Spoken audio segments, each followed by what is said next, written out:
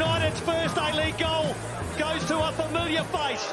Bessart, Borussia. It's Connor Kane on the left. Alessandro Diamante, the ball on a string. And Diamante! The Western Service crew are celebrating. And we are still on top. Welcome back to All Out West. And another huge one in the A-League, with Victory decimating MacArthur, CCM getting the edge on Brisbane, Rudan's West Sydney Wanderers smashing Sydney, Adelaide narrowly avoiding a draw with Perth, Sydney and Wellington game was postponed, and Leo Lacroix's brace was the difference against the Jets. Now, Kelsey, what are you holding? It's the signed match ball from Aloisi and the Nutcracker Topple Stanley. Oh, just grab them in the biscuits. Humpty hump. But yeah, that's a really good little memento that you got there, big fella. We'll go into that a little bit later, but yeah, it's my new child. I know you're a big fan. Now, this week we're joined by Jay and Kelsey, and I've got a really off-the-cuff kind of question for you guys. Who is the Western United wild card for the Johnny Warren? Jay. For the whole Johnny, so not just best and fairest, the whole league. Wild card, you reckon? Leo Lacroix. Three players. You got Leo, Risdon, Young. Hard to split those, but I'd probably say Leo because he looks the part more so than the other two. No offense to Young and Risdon, but Leo's, the new international signing. He's big, he's tall, he's a good defender. We've kept clean sheets, he's scored goals. So my outside, Leo. Kelsey. I'll go a crazy one just for the sake of it. I'll say Lustica. Oh, performed really well. I get that. Yeah, he's gotten some clutch goals. He's been big in some noticeable games. There's a rough one for you. I like it. Leo Lacroix for me was probably the dead set one, so he's not really a wild card. But I'm gonna say I know Kilkenny because he's doing really well, I guess. Like our midfield's been banging this season, but I think it's Lacroix. Lacroix's probably, I think he's in there, definitely. All in all, though, I think Daniel Pena is going to be hard to beat because he's like a shining light in that team, and we've got a few. It's like one of those like Brownlow for the footy. Like if you've got a team. Like, look at the Doggies last year. They had three players that could have won Brownlows, but none of them did because they all pinch votes off each other. So I think that could happen with us in the Johnny Warren. They could pinch votes off each other because they're too good in different matches. But I think Pena's going to be right up there for Newcastle. Would not surprise me if he gets it. Yeah, he's definitely decent. Sorry, just a bit of a one without any, wasn't on the run sheet. I like to surprise you. There isn't really any club news, and Diamante and Payne, there haven't been any updates on their injuries. I dare say they were being rested against the game with Newcastle, unless you got information. I have heard rumours that Diamante will be back sooner rather than later. It's an injury, but I think because we're happy with the squad, we're not rushing him back. So it wouldn't surprise me if he's in the next couple of weeks. Okay. I don't know if you said it, because it's not on the run sheet, but did you say Rizzo was out too? No, I didn't say that. No. No, I was talking to Wallace there. Yeah, he was also, not in part of the squad either. Yeah, I haven't heard in any of the pre-games or post-games them saying anything about why Rizzo was out, but they might have just given him a week off. Like he's played pretty consistently. After almost getting a red, and he's got 4 yellows this season. Maybe they are just giving him a rest. So and let's not forget with him being injured, and with him being injured last season a bit too. Probably good for him to have a game off here and there. Yeah. Definitely. And also, like, just on that topic, we will get into it, but Tomoki's 50th game, so they probably wanted to start him for that. Wouldn't surprise me. Yeah. I forgot to put that in the run sheet. Good on him.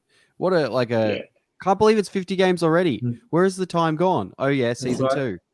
I'm celebrating tonight with an Asahi. That's actually a really solid beer. I'm currently on Brewmanity Beer Co.'s Mouth of the South draft because it's $15 at Sims in Werribee. Represent. Ooh. I used to be the second in charge of the liquor store there. Oh, thanks. I could have used a discount. I And, drank all my good beers I have today. water. Nectar of the gods. I drank the good beers at watching AEW Revolution today, so big day. I also helped you drink those beers. Now, do you guys want to get into the game review? Sounds good. Yeah, cool. Just checking. Now, on Saturday, the 5th of March, in Ballarat, West United took on the Newcastle Jets in front of 2,674 people. The weather during the day would have been palatable to a Norwegian black metal band, but the sun broke through for the game and it was quite nice. First things first, how good was the attendance for the day? For a Ballarat day, it was cold as buggery. Yeah. Jay, what are your thoughts? Yes, the first time, we rocked up about 20 minutes till kickoff, and it's the first time that I've actually struggled to find a park close to the ground. Usually I do get there a bit earlier, but a lot of the parking outside the ground was just taken up. So I thought there's going to be a few in today. They've renovated the ground as well since we've last played there, renovated the ground. And I was a fan. The grass area was really nice. A couple of kids up on there having a kick. They've added the new gate, toilets, amenities. They're not just selling beers out the back of a truck anymore. So the ground, it's good to see that the ground's been upgraded. And I think it was something in the realm of 2,500, which in real numbers is probably like 1,500. But no, well, I think it was our most impressive crowd, to be completely honest, since we played in Ballarat, which is really good to see. It's not falling. The interest is not falling away. Well, can I give you a bit of backstory on that one? Now, we played in front of a registered crowd of 2,674. Our largest crowd was our first ever game in Ballarat at that stadium of 5,084. The second game did 2,973. And since then, we've not clocked over 2,200. So it's actually the biggest we've had since the 16th of the 2nd, 2020. That's good. Yeah. Just to put it in perspective, it's actually our third best attendance out of 6 games in Ballarat.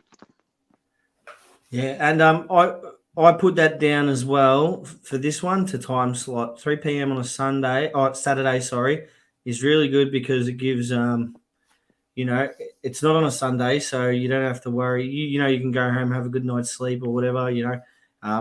You've got plenty of time to get down to the ground for those that don't live in Ballarat. I think it was perfect. So hopefully for the Ballarat time slots, we'll be getting more 3 p.m. Saturdays, not 5, 6 p.m. Sunday games. Yeah, definitely. Yeah. Anything to add on that, Kelsey? No, I think Jay covered that really well. Now, I'm going to delve into a bit of a different topic. Now, for the day, shout out to Kelsey's wife, Chloe. She won the Ballarat experience, which included accommodation, Chairman's Club tickets, and a restaurant voucher. Kelsey, how is this game day experience in the Chairman's Club versus normal game day? Look, it's a different way to spend it because, in the Chairman's Club, obviously free drinks for anyone who might like to partake in a legal alcoholic beverage for those over age. You get some food. Now, I've done the GMHBA one and the Mars one.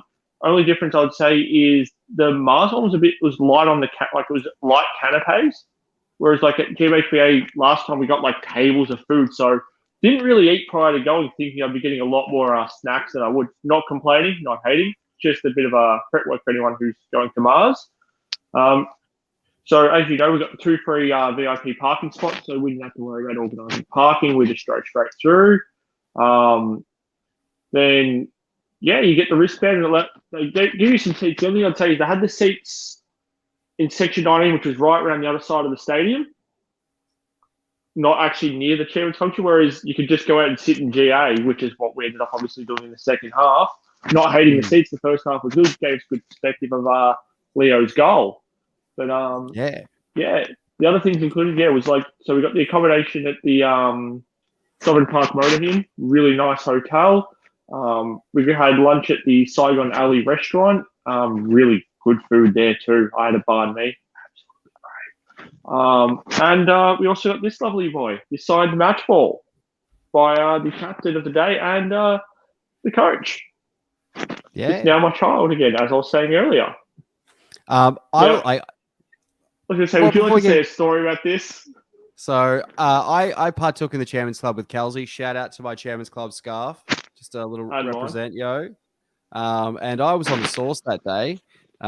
Much to I told my wife I had 5 beers. That was a blatant lie, I believe. But yeah, very good experience. Shout out to Nathan from the club who started 2 weeks ago, who was the correspondent you guys dealt with for the competition. He was really good.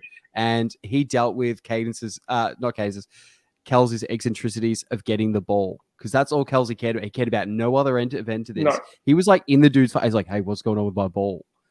3 parts pissed. It was pretty solid, to be honest. I get obsessed with details. I really think he dealt with it really well, considering how, like, as you know, I can be very oriented when I get my mind fixated on something. Look, he dealt with it really well, especially at his first actual executive club function. So huge shout out to him. Huge shout out to the Ballarat experience. People recommend people into that competition next time. 100%. I'd also like to give a shout out to the speakers for the day. They had the local mayor who did a really good speech as well about the involvement of West United and the hub in Ballarat. A big thing is they noted that there's going to be a big announcement coming soon between the two parties. And the fact that day was themed because of International Women's Day coming up on Tuesday, I reckon it might be involving the women's, like our women's club, like our W League team this year. Yeah. I did see a few of the Calder players down there as well. That's what we're talking about. So Alex and Amanda Stella both did had a bit of an interview with the MC there and spoke about the Calder United and the club and where they're going in the future, sort of like what they did with the pod as well. So it was good to get that perspective as well. And they had 3 of the youth players as well standing up with them. I believe so. So yeah, that was really good. A bit of a thing of how the club is pushing towards that women's team. Yeah. Yeah. Just quickly on your match ball, Kelsey, you were very, very lucky that a certain big Swiss defender didn't pinch that off you. Had he got another goal? Yeah, I know. I know, but it's mine, honestly, damn it, and I'm keeping it.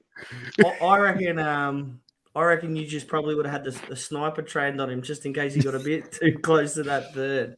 Because you look pretty keen on it.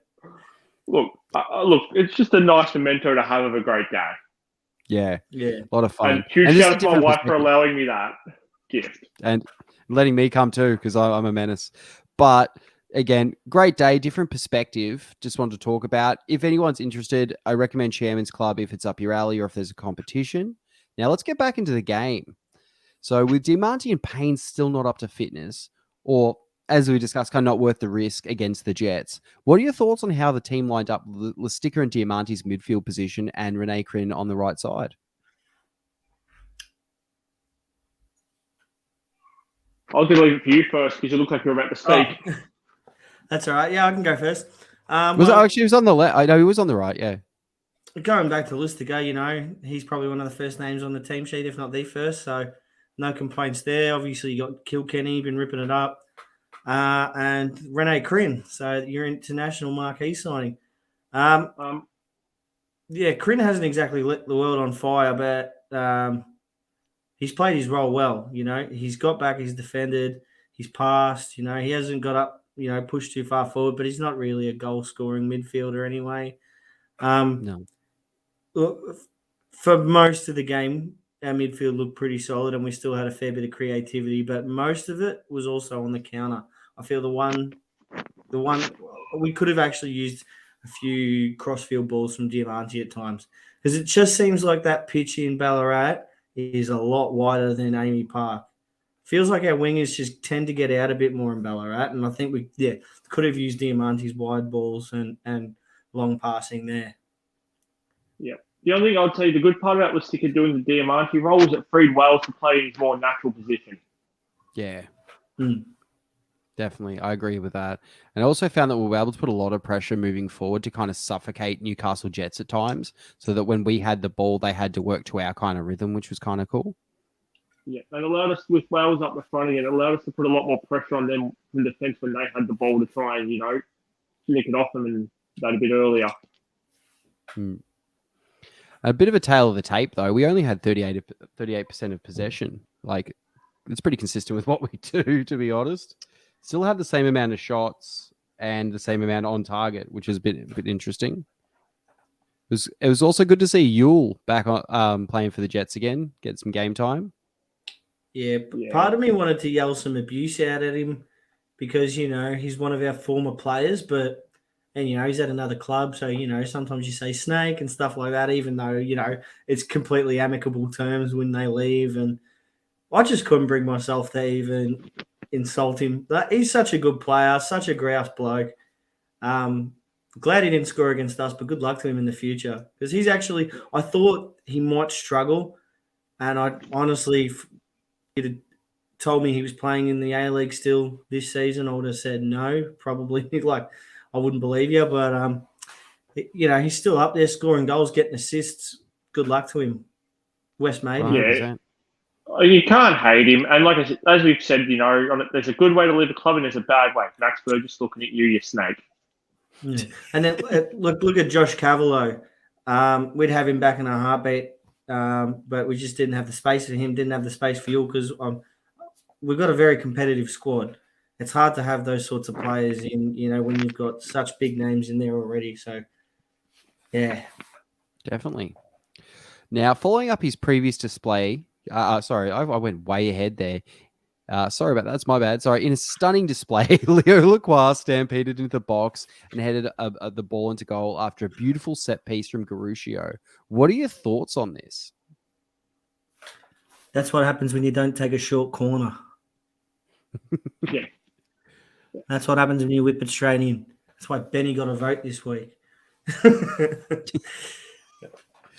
No, grouse header, great ball into the box, just asking to be attacked. And we've seen it so many times this season, but it hasn't paid off.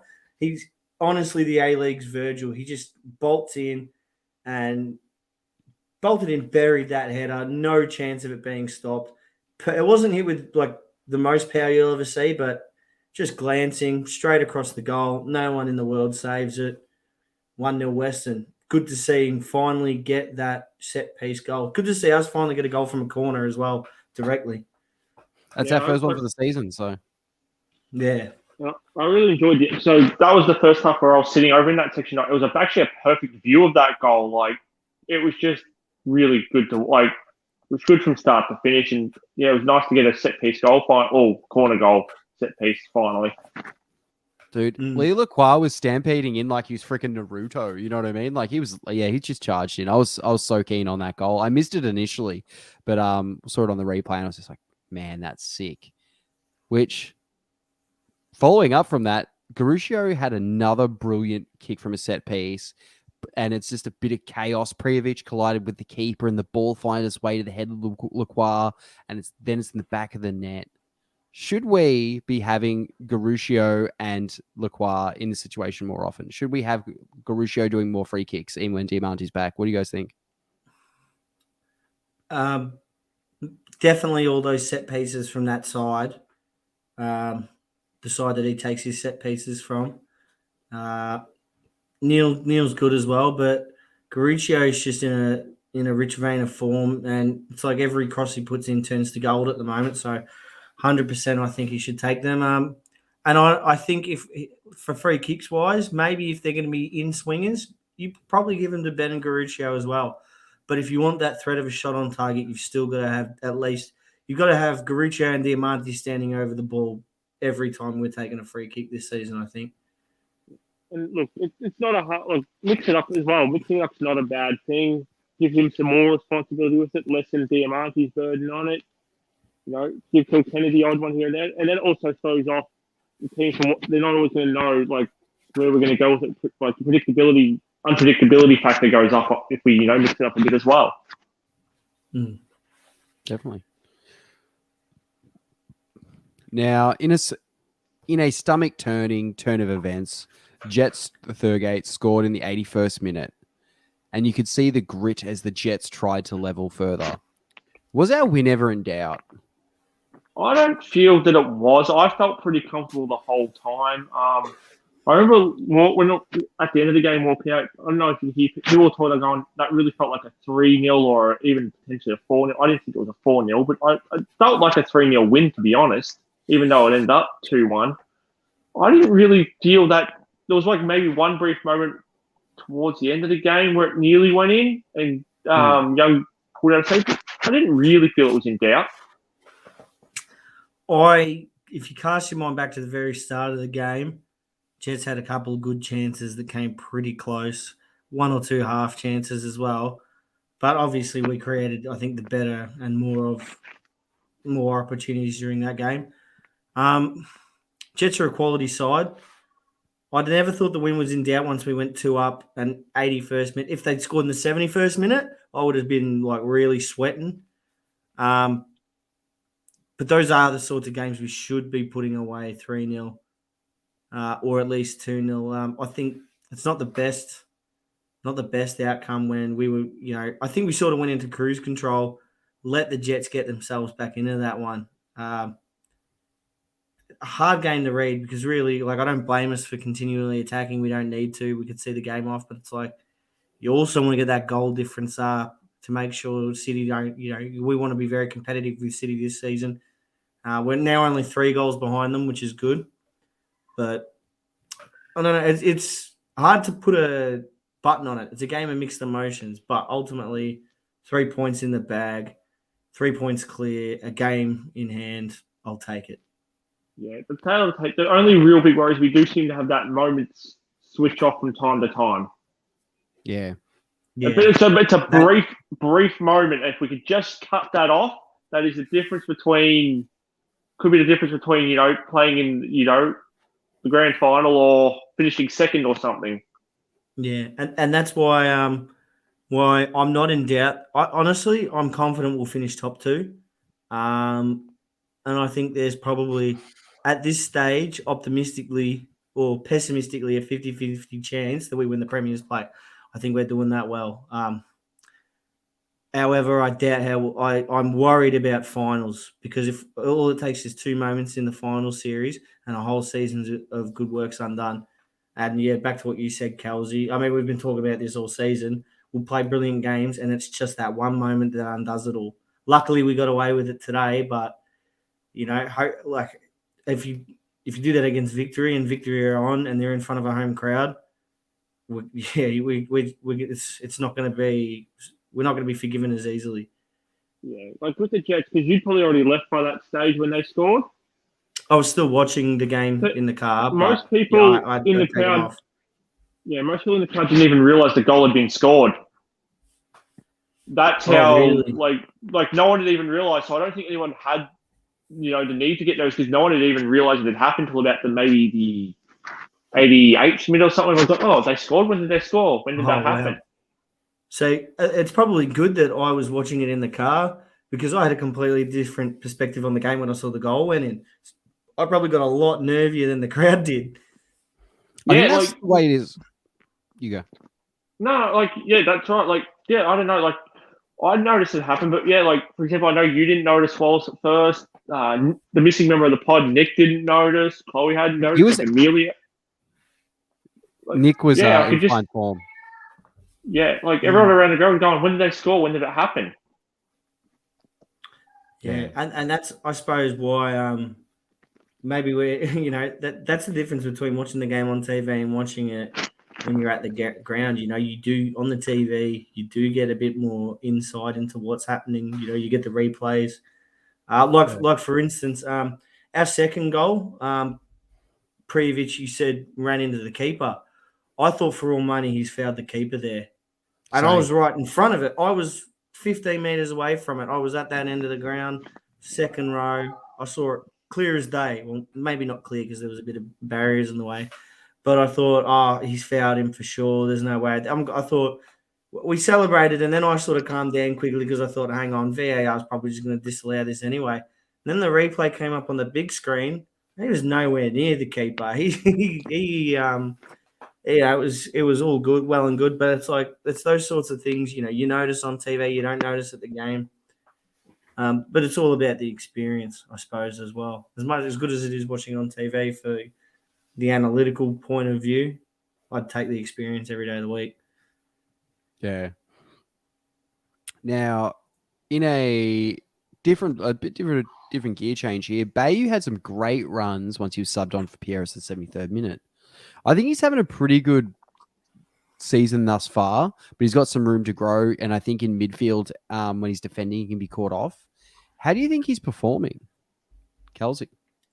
Look, I think he's doing well. Look, I honestly don't really remember much of him playing by that late in the game for this particular game. But look, when he has come on this season, though, I think he's been solid. Definitely when I've been watching on TV, I think, he's performing his role well. I think there's a reason, he's proving why Alois is putting him on, subbing him on when he's getting his chances. Yeah. I was a bit critical of him the other week when he started. I thought Theo should have started, but this week when he came on for DP was I felt he sort of struggled this game, didn't really offer as much as in his last couple of games. But Bayu had one or two chances that could have been like goals, had things just gone a bit different. Yeah. He could have laid up put through. Actually, that would have been an easy goal. He could have put himself through, scored a goal. It's just now like that you that. say that, I remember final, that now. Yeah. Yeah, it's that final because he's fantastic all over the running, attacking, dribbling, but every time he gets in that box, it's like it's that final, bit of the end product that's letting him down. But he's getting closer and closer. And once we start seeing that, I think we've got a serious talent on our hands. He's very close as well, a lot closer than he was a few weeks ago. Now that you mention it, I remember he should have buried, when he went with one-on-one, he could have really buried that. Yeah. 100%. Honestly, should have been, 3-0 game over. Or 3-1. 3-0? Would have been 3-1 at that point. It would have been 3-1 at that point.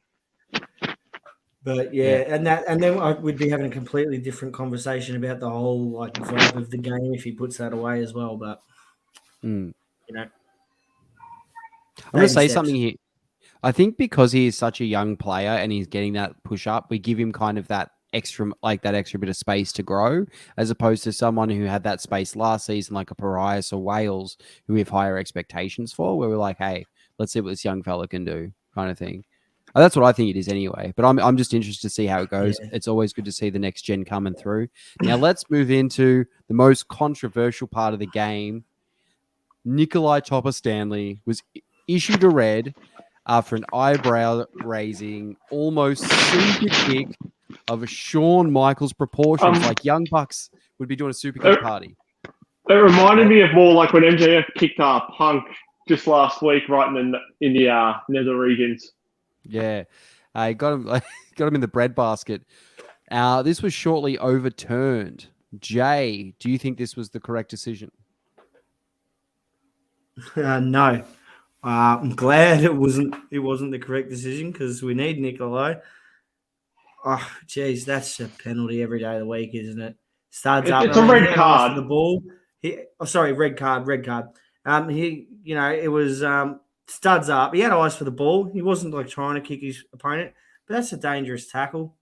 It's a red card. I don't understand why they've overturned that, and I really think there should be a push for us to be able to hear what the umpires are saying when they make these decisions, like in the NRL or the AFL or the Test cricket when they're doing video reviews. Because now, if that cannot be a red, anything can be anything. We've seen some pretty horrific calls, but if I was a Jets fan, I would have been up in arms thinking, what do we need to do to get this guy sent off if you can just kick someone in the balls, Well, I said in the stomach, that's it's a red, man. I can't see it any other way. Yeah, I totally agree. It has to be red. As I said earlier in the chat today, if that's now just a yellow, I expect homicide to be perfectly legal on the pitch now. Even as a biased issue, I think that's a clear red. Yeah. It feels to me like a square up for the non-handball we should have had against Sydney. It's always like, oh, we owe one. Let's just pay this one back. Get a freebie. Yeah. But on Topol's side, it wasn't malicious. They always say stuff like, "Oh, it's got to be malicious for it to be a red," but no, it's not malicious. I don't think he meant it, but it's still dangerous nonetheless. You can't be letting people get away with tackles like that. No, it's an incidental, reckless tackle. Yeah. After we went our first season no reds, a bunch of reds last season, and now 2 weeks in a row we've probably should have gotten red cards in both games, and we've got away with it. First with Risdon deciding I'm playing AFL and marking the ball inside play on a yellow, and then the Karate Kid Topol Stanley. So I think maybe next season put a bet on maybe 10 plus reds because we're banking them. We are 100% banking them. Yeah. Now, any final thoughts on the game? Anyone? No, look, I really enjoyed the Ballarat experience. Well, I say that both, the actual going to Ballarat and the actual Ballarat experience. I really had a good time. Again, thank you to the Ballarat experience and the club again. Truly humbled by that package. It was really nice. Really had a good time. Bit of what we needed to recharge the batteries as well. So huge thank you again. And I just really enjoyed the match day experience. Yeah. Jay? I find it tedious sometimes coming down to Ballarat. It is an hour drive each way for a 90-minute game. But even though I was Dezo this time as well, I'm Dezo every time, so somebody's got to fix me up next time we go to Ballarat. Looking at you, Caleb. It's probably the most enjoyable experience I've had at Ballarat. I really enjoyed it. It was good vibes on the day. Bit of overcast weather with a bit of rain, so it made the footy just that bit more interesting. I had a good day out as well, and I didn't even get to go on the experience. You guys did. Listening to you guys talk about it, I thought I might have to get in on that. It's just one experience aside. Maybe once every couple of seasons. It was great. Yeah. Just treat myself and save my voice for a day. Yeah, you'll like it. Get a spa date or something. We'll move on. I would pay for the ticket every now and then for it. For a good match, it'd be worth getting a ticket for it. It's just a nice time. Yeah, and you can still run down to active if you need to. You know what I mean? If we're going off, we're just you can still run down I took my freaking 3-month-old daughter into the area, so that was a good decision. But yeah, let's move on to Player of the Year. Do you guys want to read out who you guys voted for? Or do you want me to? I'll go third. Do you just want to quickly go through it? I like it when you do that. You can quickly go through it. Yeah, I don't mind. Yeah. Kelsey, 3 to Leo, 2 to Garuscio, 1 to Prio. Leb, 3 to Leo, 2 to Killer, 1 to Amai. Jay, you did 3 to Leo, 2 to Garuscio, 1 to Wales. Scott did 3 to Leo, 2 to Garuscio, 1 to Kilkenny. I did 3 to Leo, 2 to Garuscio, 1 to Kilkenny. Anyone want to offer any nuance on their votes? No nuance for the threes. That was pretty straightforward. Yeah. I think the twos, because most people went Garuscio for that, it was fairly straightforward. Look, I just said Prio. Look, the benefit of watching TV versus live is just I just remember creating some chaos at times, and that's why he got my one. Okay. Jay, you got anything you'd like to add, or are you good? Well, I went different. I went Wales for my one vote because just remember a lot in the first half. He got through a lot. His runs were really good. They actually drew away a lot of attackers, and that's something you tend to miss a little bit. Wasn't his best game, but I thought he definitely deserved at least one for his hard work. But I should have probably, in hindsight, given it to Tomoki because he also worked very hard. It was his big 50, but I'll give him 3 points next week. That's okay. Well, do you guys want to know who's currently winning? Just before you do that quickly, I just want to say, Jay, you broke your promise. You said last week Young would be getting 3 votes for the rest of the season. But I want to say, I appreciate you holding up integrity instead of holding up a joke. I said I would if Scott didn't give Young 3 votes for that Sydney game. No, he didn't, but he also elected not to vote. So if he's going to elect not to vote, then every game Jamie Young plays, Scott's votes immediately will now go to me. and I'm going to vote. I'm going to give an extra 6 votes a week with Scotty's votes. We're to not messing Jamie up Young. the thing. Scott did vote this week and He last did. week. Yeah, I know. Look, but No, I'm that confident I'm that confident in Jamie Young. I think he can do it without Scott. no. And like I said, I appreciate you holding up the integrity of voting legitimately across it. Well, I'm not going to sink down to Scotty McInnes's level. I'm just not that dirty. I'm not a dirty Chelsea scum that has Russian owners that are trying to sell the club. Oh, drop the shit. Like, let's move on, I don't guys. think he's doing that. I think he's into. I just think he views it differently to us. Yeah, and that's okay. Hard on his sleeve, which I respect. Exactly. Let's move on. Leo Lacroix is currently winning by 1 point on 59. Wow. Lustica 58 second. Risdon third on 57. So we got a pretty hot race here. Prijovic coming fourth on 45. Young coming fifth on 44. And Payne sixth on 33. Kilkenny coming seventh on 29. Garuccio 28 coming eighth, who's tied with Topper Stanley. So, and then it's like a massive drop off in points. But yeah, who would have thought Lacroix would be winning? Garuccio's pretty good. Lustica as well. It's tight race. Well, yeah, Leo absolutely flew up this round. Got threes from everyone, so no surprises that he's right up there now. Well, at the top now. After that sort of round. Yeah, definitely. Now, if you're as passionate about West United as we are, you won't want to miss any of the season's A-League action. And the easiest, quickest, and best way to catch every game from every angle is with the A-League Live app. Search for A-League Live or Sportsmate in the app or Google Play stores. Links in the podcast description. Check it out. We use it. It's just a great app. It owns Keep Up. And need I say more? Yeah, that's probably a good summary right there. Beats Keep Up. Yeah, every also, day. AFL season, NRL season coming up. They both got apps for those. So if you guys like those as well, fantastic apps for those. And English Premier League. So yeah. Thanks. Sportsmate are the best. I use them for literally those 4 sports. I don't use like the A-League's app. I don't use the AFL's app. It's got to be Sportsmate. No, it's good testimony there. I didn't know they made one for all those other sports because I'm not really. Yeah, no, they do. I've used the AFL one for a number of years. Yeah. Oh wow. And it's not. I actually just use them for about at least 10 years now. Just because they've just always put out the best stats. Yeah, they're always the quickest time wise. Yeah. Yeah, wicked. Well, we'll move on to the game preview. Now, on Friday the 11th, we take on Sydney at Leichhardt Oval. West United are taking on the 6th place Sydney FC, who are on a hot losing streak. The reason I mention this is because we have played 16 games, because they have played 16 games, and pretty much any lower team could leapfrog them with games in hand. They have lost a number of really good players, such as Bratton, and I believe Ken Sober just got injured.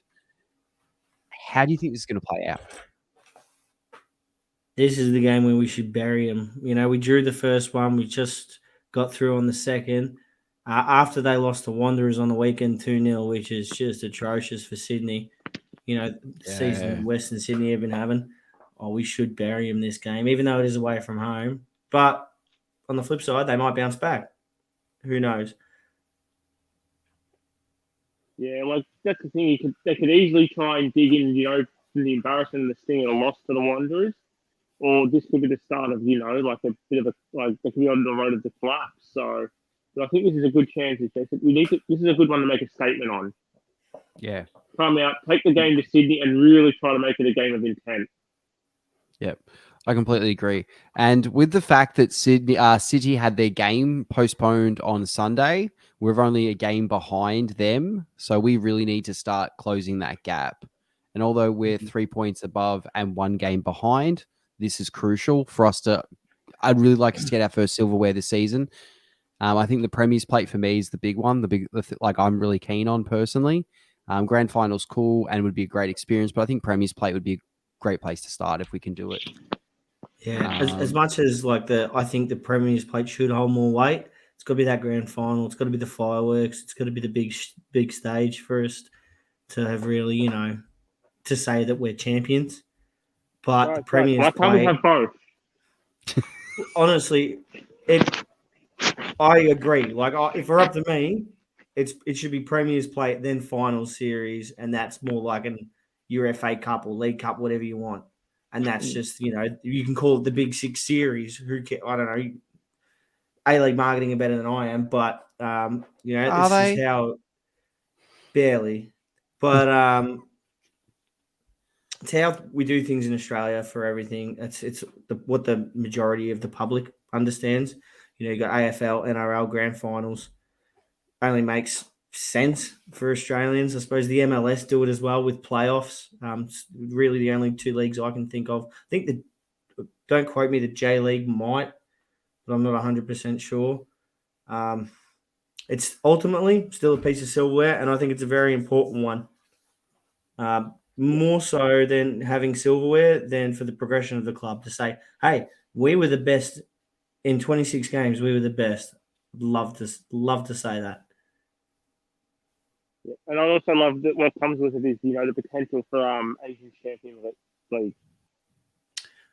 Back to that, we will play less games than City for the rest of the season because they have to take 3 weeks off for the AFC, which is why they're trying to pump City games out thick and fast, and why it was a big deal that City's game got rained out, because they've got to have a couple. They're going to have to play midweek games, like the rest of us, and they don't exactly have an extended. But like midweek games on midweek games, they don't exactly have an extended squad. So, like, while we might have to play midweek games now, the plan is for the end of the season we won't have to, but City will. Because they're going to have they're going 3-4 day games for the pretty much from here on out potentially. Yeah. So and their squad rotation even now seems to be failing them.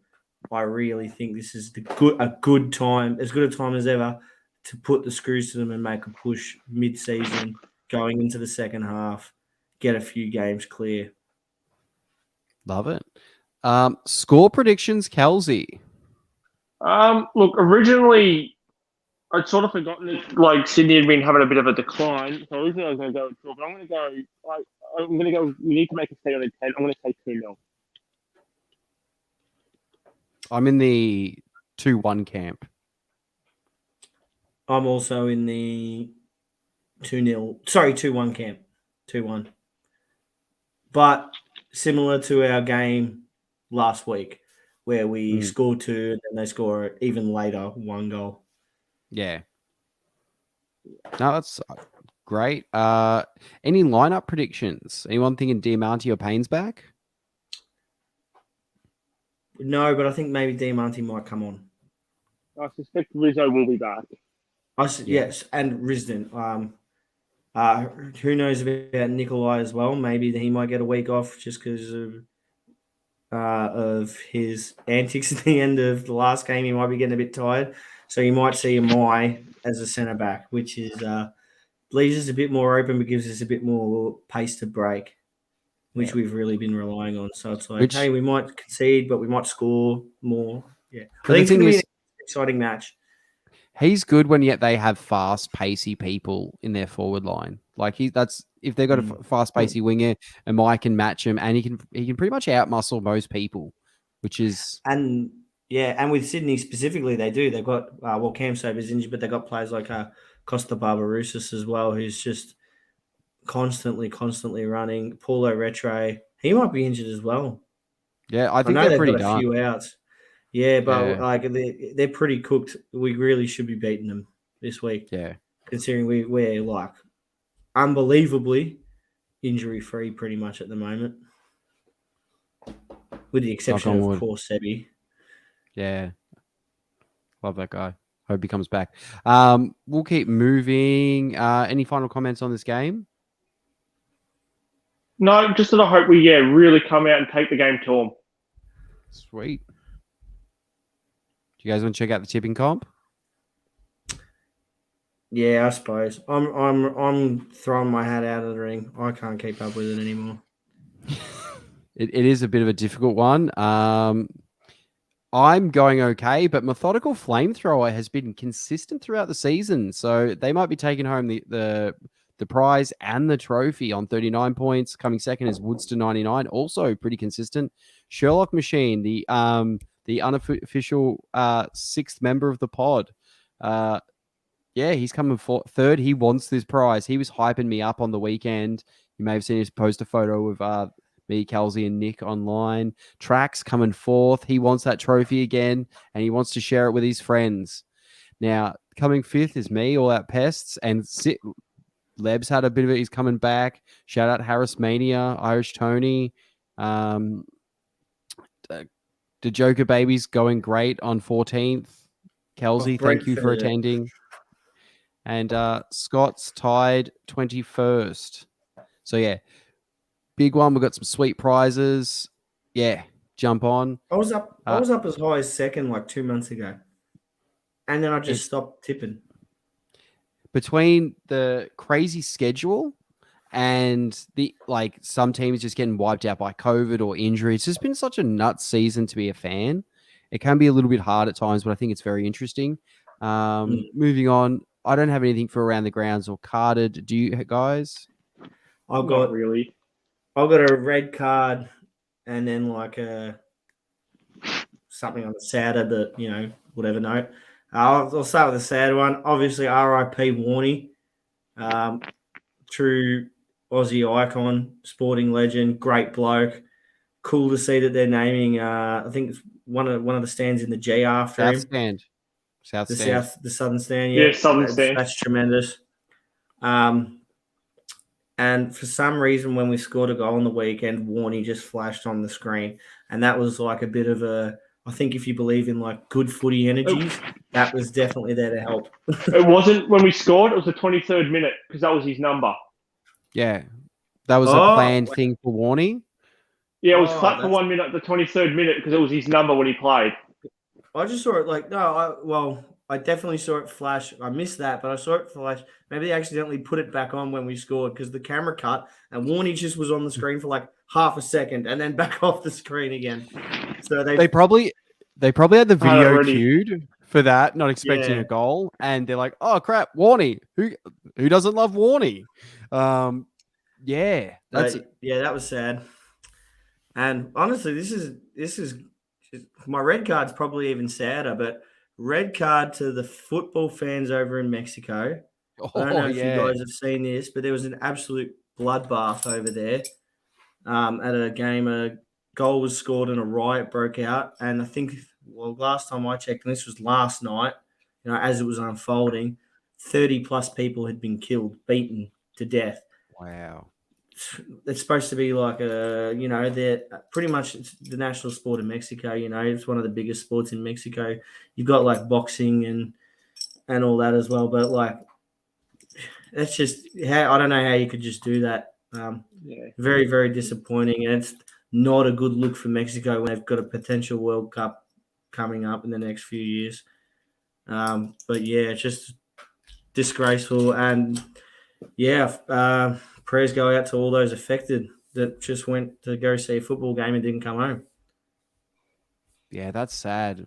As Noam Chomsky said, it's the spectacle to keep the masses entertained, but that's just crazy. I saw a couple of clips today. Nick was showing me, and I saw a dude pick up a chair like it was wrestling, and those steel chair like that. It's just messed up. You don't want to see that violence. So I completely agree. That's not the way it should be.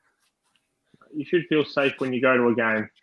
100%. Yeah. You should be able to go there confident you're going home again. Yeah. From what I've seen though, it's nothing to it's not a positive, but I think most of the people that were killed were going out there and fighting. I know a lot of people with families, all the families got out, people going with kids and stuff got out. I haven't heard any stories about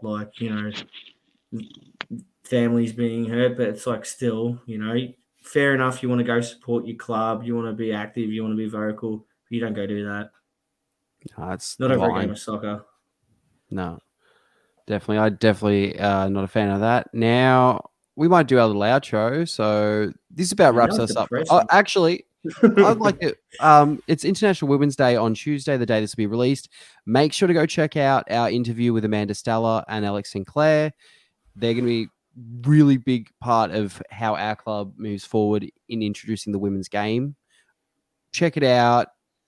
Amazing speakers. Kelsey and I literally just sat there and listened, and we're just amazed by the care they have for the game and just what their plans are. Side note, they recognise you because Alex was the first person to come up to us just before we went into the function, and Amanda was the one who greeted us at the door. Yeah, both. Yeah. I remembered us straight away. Yeah, and we'd only ever spoken over like a Zoom call. So it was really cool, really, really excited to what they can bring to the sport in general. They're just so energetic about it. But this about wraps us up for the week. Don't forget to check us out on social media for up-to-date West United content. Share, like, subscribe, and review. All West, aren't we? All West, aren't we? All West, aren't we? How's Epstein going? No, he's not. He's fine.